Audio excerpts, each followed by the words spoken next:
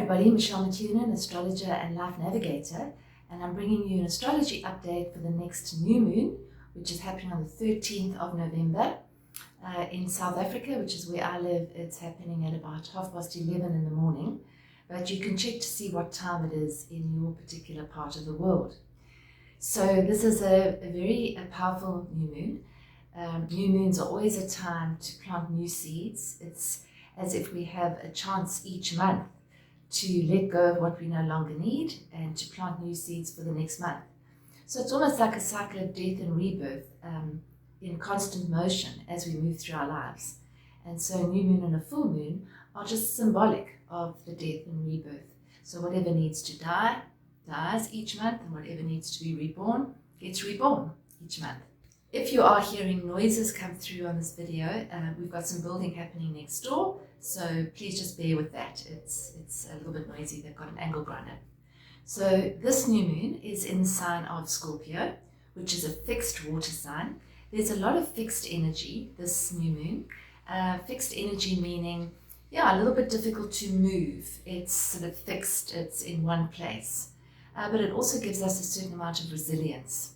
So when we look at Scorpio, which is where the new moon is, we have the sun, we have the moon, and we have a planet called Mars, all together in a tight little group in Scorpio. So that kind of amplifies the energy of it, and it energizes the energy of it. Mars is in its domicile, which means that it's very powerful in the sign of Scorpio. So it almost gives us a little added boost of whatever the sun and the moon in that sign are promising us. So if you look at Scorpio, Scorpio is a sign which is involved with depth, with intensity, with passion. I always see Scorpio as a sign that would be, if you were looking for a dance to compare Scorpio with, it would be the tango. It's not pale, it's not insignificant. It's quite passionate and quite large and noticeable and dramatic. So I see Scorpio as that. It's kind of black and white and love and hate, and it's intense and it's deep. So when the sun moves through Scorpio, which happens every year, it basically is that time to actually go a little bit deeper into our psyche, to find out who we really are, to question ourselves. So to question ourselves, what we're saying to ourselves, the stories we tell ourselves, the narratives, and to question the narratives out there in the world at large as well. Scorpio is the sign of the investigator, the detective. At this new moon, if you go in and you be quiet, you will hear the whispers of your soul. You will hear the consciousness that says, yes, this is an old pattern. Yes, this is a reaction that you don't need to perpetuate anymore. So it's really a time where we can get to know ourselves and actually be more authentic than we have in the past.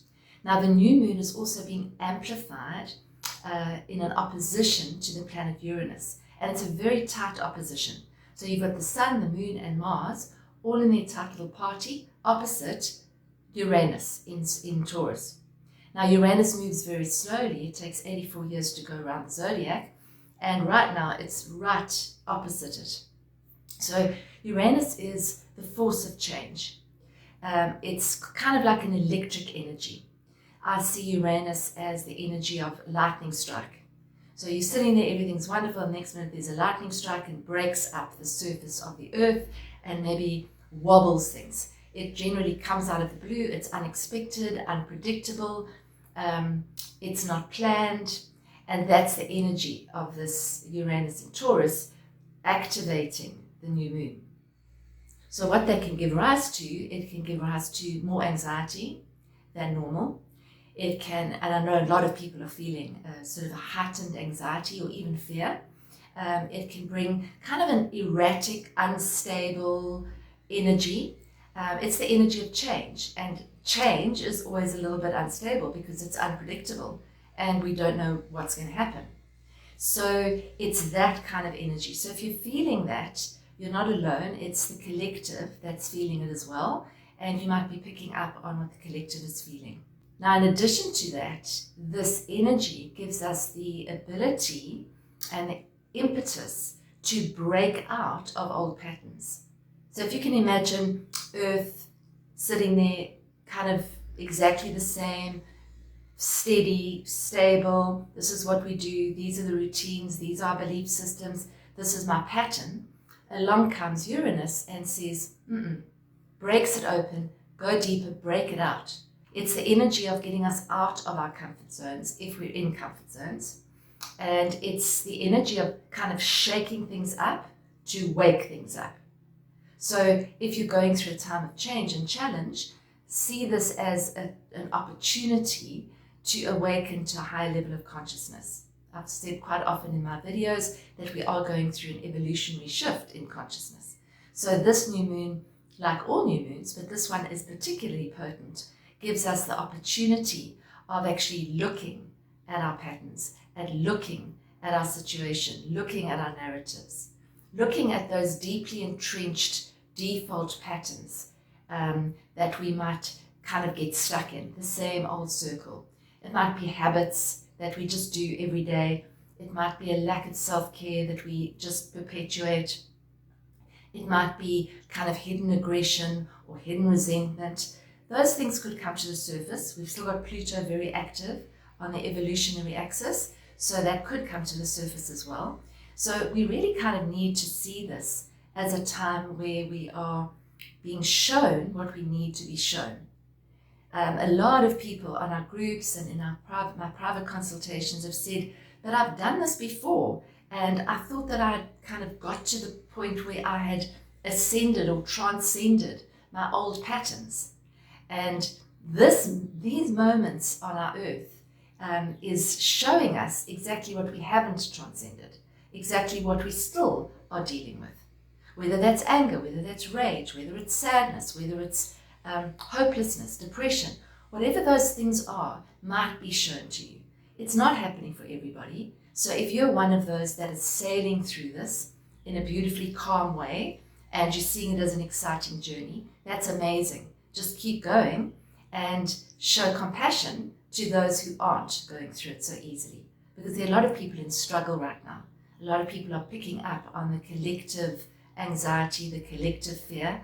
And so it's really about just sort of saying, look, I can't put myself in your shoes, but I can hear you, I can hold space for you, without trying to fix, without trying to advise, without trying to make it better or take the issues away from the person. Just holding a space of compassion is probably one of the most powerful things we can do. And it's also told to us by Scorpio, because Scorpio is a fixed water sign, which is kind of like a dam or lake of water, which is a holding space for water. And water in astrology relates to emotion, relates to feeling, sensitivities. So the Scorpio energy is saying, if you're just present, you can actually hold a space for your own and other people's emotions, what they might be going through. We're assisted by Neptune, which is actually in a trine to the Sun, the Moon, and Mars. So what that's actually helping us to do is, if these deepest parts of us come up, if these old unconscious patterns come up, Neptune is there in a very gentle, compassionate way to allow it, to accept it, to appreciate it, to hold space for it, and allow it to flow through us. Neptune is in the sign of Pisces. It's about flow. So it's not about fixing, it's just about allowing, accepting. Can we accept ourselves as we are, even the ugly parts? So this is really, really an important new moon for us. It really is. It, as I said in the beginning, it's a time always just to plant new seeds. So take some time on the 13th or on the weekend to actually prepare. What would you like to manifest in the next month? How would you like to be in the next month? How would you like to show up in the next month? And obviously it goes further. You can say into the next year. So very, very important time to do that. And I would say that with all this erratic energy, it's really, really important for us to just take the time out. I often say that, but new moon is black moon. It's a time of quiet. It's a time of stillness. And if we can go beneath the surface of the chaos and the conflict that we're seeing in our world, we can go beneath the surface, we can go into our heart space and just open. So open to what's coming through, open to what you're being shown, open to the situation that's providing itself for you, without judgment. So just notice your own judgments. Notice where you say, this shouldn't be happening, why is it happening, it always happens. Those stuck records, that's what we're being shown. We're also supported by Venus being in Libra, and Libra is a sign of balance, a sign of peace, it's a sign of harmony. So Venus is actually showing us how we actually can work with this energy. Not to go to war, not to go to conflict, but rather to stay in the middle of the scale. That's Libra. So the balance point of the scale is right in the middle. So for us to stay in the center of the wheel, and as soon as we feel ourselves going out onto the circumference of the wheel, where we start to spin out towards future, what's going to happen in the future, or past, what should have happened and didn't happen and could have happened, we bring ourselves back into the center. And just keep doing that over and over again. Anytime during the day, it would be a good thing to just put your hand on your heart and say, how am I feeling right now? And then open more to that. As soon as we close, we block the flow. And then we entrench those patterns even more. So if we can just open and say, this is what I'm feeling right now. We don't have to name it. It's just noticing what you're feeling. The tendency is often to go back to the head and say, why am I feeling this? Where did it come from? Did this happen when I was 5? Is it a trigger when I was 8? You don't have to do that. Because, how far back do you want to go? So it's just to acknowledge what is happening in the moment and to accept the unknown. One of the affirmations that I use often is, I accept the fact that I don't know. One of the things for sure at these times is that change is going to continue. This is a time of great, great change on our planet. I think that we might see some serious weather conditions as well in our world. Hopefully not more weather disasters, but this alignment with the new moon could actually result in a little bit more of that sort of erratic weather and erratic conflict between nations, between people. Our conscious evolution is to stay in a place where we don't have to engage in that conflict. We can see it, we can look at it, we can assist if we need to assist, but we don't have to be in it. We don't have to be involved in it. So I pulled a card for this one because it is a powerful new moon. And I pulled the card Kuan Yin, who is the goddess of compassion. Kuan Yin represents the presence that listens deeply to our prayers spoken from the heart. So I'm just going to read you a little bit from this card. Kuan Yin is about the deep medicine that comes simply from being willing to bear witness to someone else's pain. To really listen, we have to move from the ego to the soul so that the story we are listening to doesn't become about us or trigger us. This also applies to the moments when we are listening to the story we tell ourselves about who we are. We are often far harsher and less forgiving to ourselves than we would ever be to someone else. Kuan Yin suggests that we listen simply with curiosity. Curiosity allows us to detach from needing to take the suffering of someone we love personally. Curiosity is a door that leads to compassion. It frees us from feeling as though we have to react to what we hear or defend and explain our part in their suffering or our own suffering. We can just perceive the pain that they're in or that we're in. Or we can finally hear our own cries of despair and not seek to justify or judge them. We can just be present to what needs to be heard. Kuan Yin is the powerful energy of giving witness to our own or someone else's suffering. Often, just a calm, abiding presence of compassion is all that is needed to transform the suffering into clear light. Soul voice meditation on this card is what pain or suffering can I listen to now with curiosity.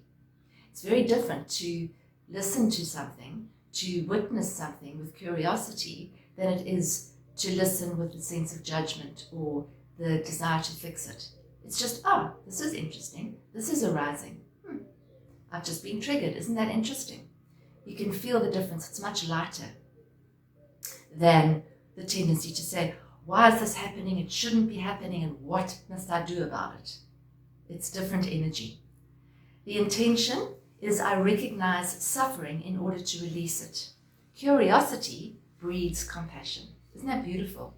This is from the Divine Feminine Pack by Megan Watterson, which is my favorite pack and seems to just deliver every single time. That card actually popped out. So deep compassion and a sense of calm. Bring yourself into the calm space. Take yourself out from the surface of all the noise and bring yourself down deeper into that core of calm that is there underneath the noise. If you would like to book a reading, you're welcome to contact me. My details are below through my website. And if you like this video, please share and press the notification button and subscribe. It really helps to get the message out there. Take time over this weekend to be quiet, to be kind, to be peaceful, and we'll move through this with grace. Just remember, we're moving through this. We're in it. We're moving through it. There's no going back. We can't unknow what we know. And it's a place of unknowing the future. So the best thing is just to accept what's happening now and to stay there or stay here as much as possible. Thank you so much for listening and have a beautiful weekend.